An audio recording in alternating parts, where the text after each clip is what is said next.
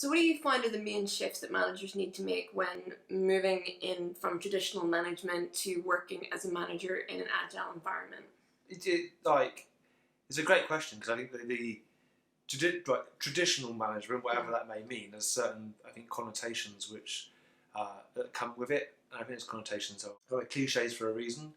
A lot of management historically has been based within command and control, which is a focus on the managing of budgets and resource, rather than looking on the growth of the people. Right? It's about making decisions on behalf of others and then hoping that they will do what they are told, more or less. So I think that if you think about it as a spectrum, one of the biggest shifts is to move your focus from relying upon reports and proxies and Excels and managing the numbers to actually being able to go and see what work people are doing and help them grow their capability. But that's a really fuzzy, ambiguous thing to say.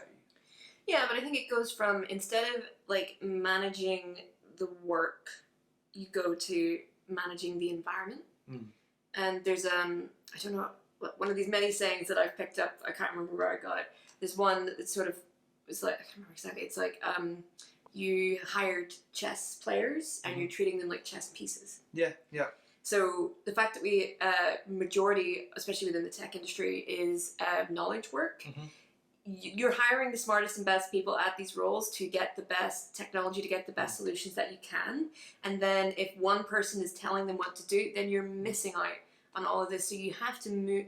For me, the fundamental shift is basically what you're saying, which is just, you're now no longer telling people what to do, you're supporting them in the environment around them to make it the best environment for them to succeed. Yeah, but let's try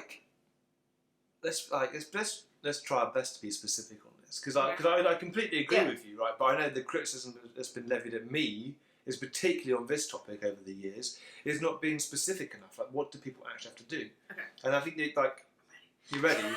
Well, no, and just to tie it in, if you think of knowledge work as the fact it's educated people who are using what they have learnt and applying analytical skills to understand new ways of doing things and to solve complex problems in ways which is divergent and convergent, so going away and coming back together, and you change by changing the work environment.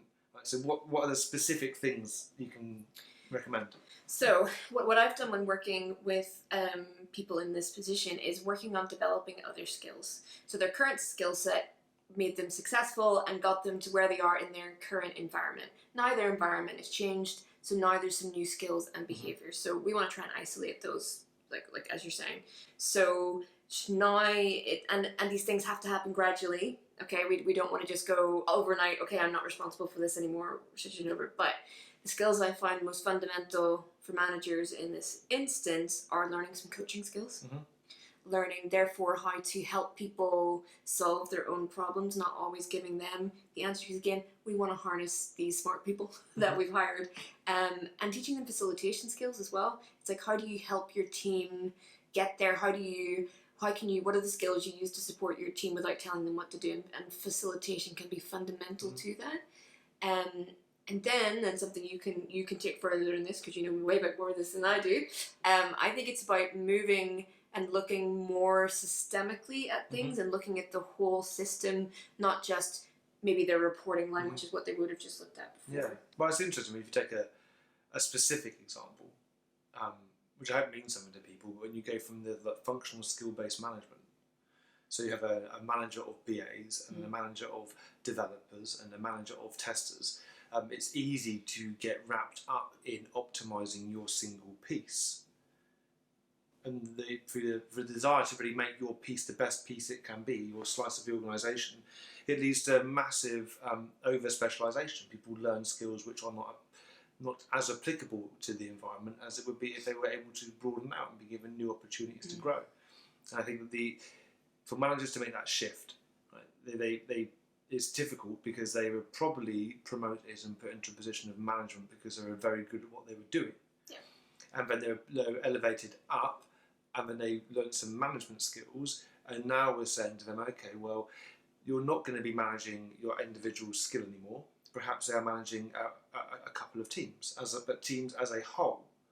So then how do you use those coaching skills, use those facilitation skills in a way that doesn't interfere too much with a team, because you want the team to be free to make decisions and empowered, but does help them grow as individuals and grow as a whole.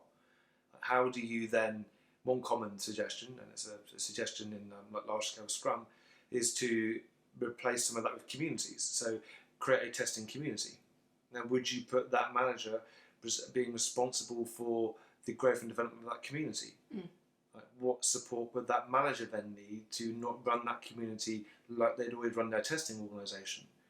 How much vulnerability can that manager show to show that they are willing and open to new ideas? I remember once a guy, excellent person, his name was Gunnar, hoping he sees this. I'd taken over as Scrum Master in their team, and I was also a senior person in the organisation. And I was also, for a while, seen as a manager, but I wasn't their manager.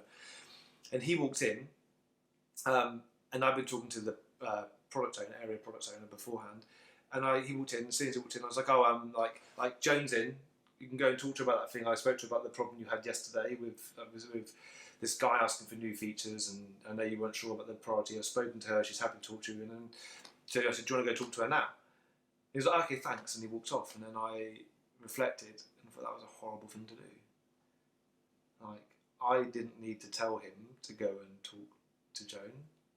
I probably just needed to mention the fact that she's in the office, or maybe did I even not need to do that? Would he have probably walked past her anyway? So I felt like I had slipped up.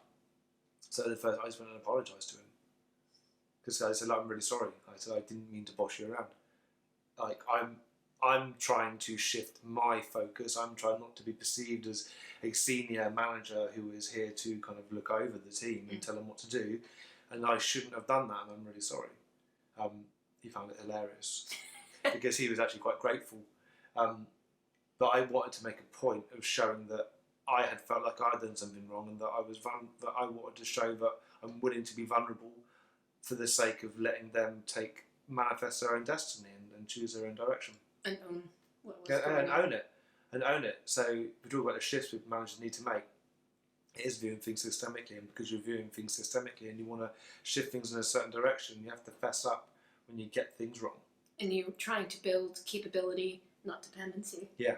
Because in that instance, he might have been like, "Oh, next time I better go ask Ben if he can talk to John." Yeah. Cool. Yeah. All right. Yes. So, yeah, we'd be really interested to hear what your experiences would be. We tried to be more specific in this, but as I said, it's such an intangible thing, so let us know, have we been specific enough? Would you like to hear a little bit more? We'd be really interested to hear from you, because Ben gave his story, like, it's these stories that we can really learn from, rather than just these generalizations. "Oh, a manager should be this, they should be that." It's what is your personal experience? Please let us know, and yeah, let's see what you'd like to know, and we can take this a bit further.